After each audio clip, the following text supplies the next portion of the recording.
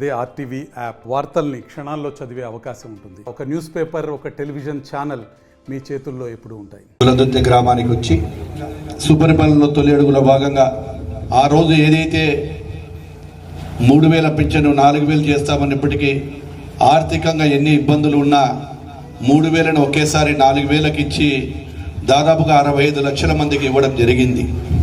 వికలాంగులకు కూడా దాదాపుగా 6000 రూపాయలు ఇస్తా ఉన్నాం. తల్లికి వందనం అని చెప్పామో ఆ యొక్క తల్లికి వందనాన్ని కూడా గత ప్రభుత్వంలో వాళ్ళు మేము ఇద్దరికి ఇస్తామని చెప్పినటువంటి ఆ ప్రభుత్వం కేవలం ఒకరికే ఇస్తే ఈరోజు ఇంటిలో ఇద్దరుంటే ఇద్దరికి ఇచ్చాం, ముగ్గురుంటే ముగ్గురికి ఇచ్చాం, నలుగురుంటే నలుగురికి ఇచ్చినటువంటి ప్రభుత్వం ఈరోజు యొక్క తెలుగుదేశం ప్రభుత్వం, కూటమి ప్రభుత్వం అని కూడా గర్వంగా చెప్పగలుగుతా ఉన్నా. ఈ రోజు ఆ రోజు ఎక్కడైనా కానీ ఈ యొక్క నాయకులు ఎవరైనా వైఎస్ఆర్ పార్టీ నాయకులు అంటే ఎన్ని కిలోమీటర్ రోడ్లు వేశారో, ఎన్ని లక్షల రూపాయల రోడ్లు వేశారో ఒకసారి చెప్పాలి. గత ప్రభుత్వంలో మాయ మాటలు చెప్పి అధికారంలోకి వచ్చిన తర్వాత, కూటమి ప్రభుత్వం ఏర్పడిన తర్వాత జరుగుతున్న అభివృద్ధిని చూసి ఓర్వలేక ఈ రోజు మాటలు మాట్లాడుతూ ఉన్నారు. మీ వైఎస్ఆర్ పార్టీ నాయకులకు చెప్తున్నా, గత ప్రభుత్వంలో ఉండే శాసనసభ్యుడు జీవిత కాలంలో ఎప్పుడు కూడా ఛాలెంజ్ చేసి చెప్తా ఉన్నారా, నీకు దమ్ము ధైర్యం ఉండే ఏ గ్రామంలోనూ ఆ 5 ఏళ్ళ నీ అభివృద్ధి చూడు, ఈ సంవత్సరం కాలంలో మేము చేసిన అభివృద్ధి చూడు, 2014 నుంచి 19 వరకు మేము చేసిన అభివృద్ధి చూడు, కేవలం బట్టగాల్చి ముఖాన్ని వేస్తే సరిపోతుంది అనుకుంటే ప్రజలు నిన్ను నమ్మే పరిస్థితులు లేరు.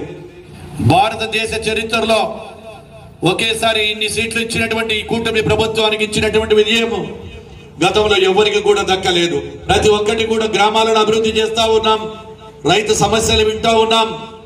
ప్రతి ఒక్కటి కూడా ఒక్కరికి ఎవరికి అందరికీ కూడా ప్రజలందరికీ న్యాయం చేయాలి, ప్రజల సుఖ సంతోషాలతో ఉన్నాడని చెప్పి మీ ఆశీర్వాదంతో ఈరోజు గెలిచిన మా ప్రభుత్వం అనుక్షణము మీకోసమే ఆరాటపడుతూ ఉంది.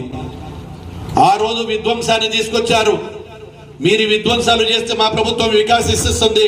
గతంలో ఈ యొక్క గ్రామము 2019లో నన్ను ఆశీర్వదించకపోయినా 2024 వచ్చేటప్పటికి ప్రజలు అర్థం చేసుకున్నాడు, అభివృద్ధి చేసే నాయకుడు ఎవరు చంద్రబాబు నాయుడు, బీసీ జనార్దన్ రెడ్డి మాత్రమే అభివృద్ధి చేయగలరని కూడా చేయగలరని చెప్పి గెలిపించినందుకు కృతజ్ఞతా భావంలో ఈ రోజు ఇక్కడికి రావడం జరిగింది.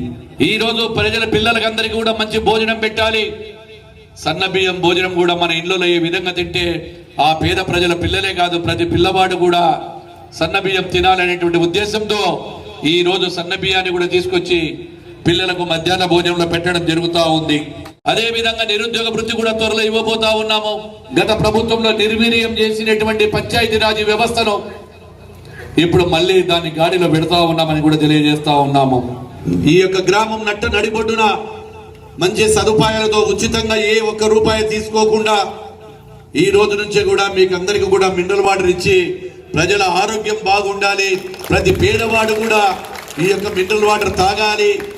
మరి ఆ నాయకుడు ఆ రోజైనా ఇచ్చినాడేమో మాట్లాడాలా, ఎప్పుడైనా ఎక్కడైనా చేశాడేమో చెప్పి వైఎస్ఆర్ పార్టీ నాయకులు ఎన్నోసార్లు ఈ ఊర్లో మెజార్టీ ఇచ్చారు వైఎస్ఆర్ పార్టీకి.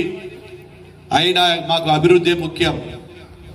ఎన్నికల వరకే మాకు, ఎన్నికల తర్వాత రాజకీయాలు ఉండవు, కేవలం అభివృద్ధి మాత్రమే ఉంటుంది. ఎన్నికలు అయిపోయిన తర్వాత కేవలం అభివృద్ధి కోసమే పాటుపడతాం తప్ప ప్రశాంతంగా ఉండాలి, గ్రామాలలో కక్షలు కార్పణ్యాలు ఉండొద్దు.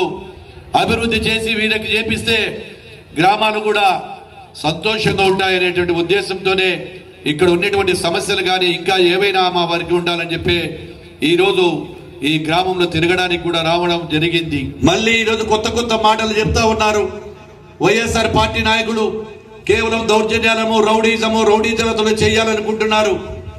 మంచి పనుల కోసం మా నాయకుడు పరిగెత్తితే రౌడీలను పరామర్శించడానికి, జైళ్ళల్లో ఉన్న వాళ్లకు పరామర్శించడానికి జగన్మోహన్ రెడ్డి గారు వెళ్తున్నారు. అయ్యా జగన్మోహన్ రెడ్డి గారు, మీ మంచి కార్యక్రమాలు చేయండి, మేము సంతోషిస్తాం.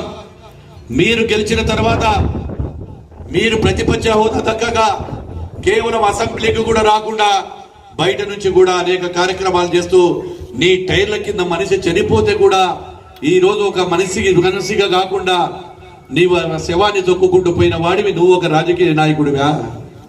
నువ్వా మాట్లాడేది మా నాయకుడు చంద్రబాబు నాయుడు గురించి, కూటమి గురించి మాట్లాడే అర్హత మీకు లేదు. ఈ ప్రజలకు పరిపాలన కోసం మేము చేస్తూ ఉంటే విధ్వంసాల కోసం విధ్వంసం చేయాలని చెప్పి మీరు చూస్తా ఉన్నారు.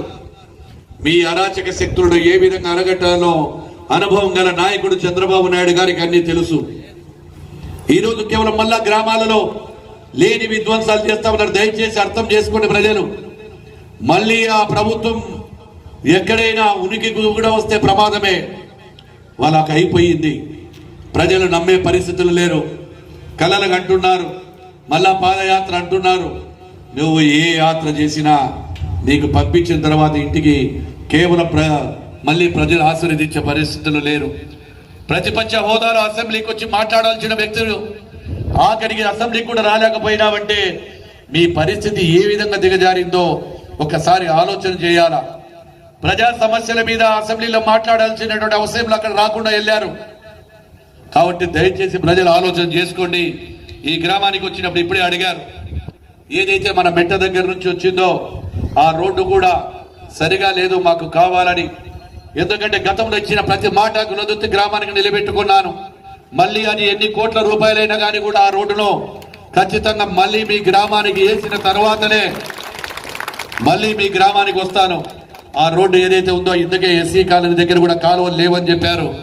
ఆ కాలువలు కూడా వేయించి ఇంకా ఏమైనా ఉండేటువంటి కూడా దశల వారీగా సంవత్సరాలుగా 3 సంవత్సరాలు 4 సంవత్సరాల సమయం ఉంది.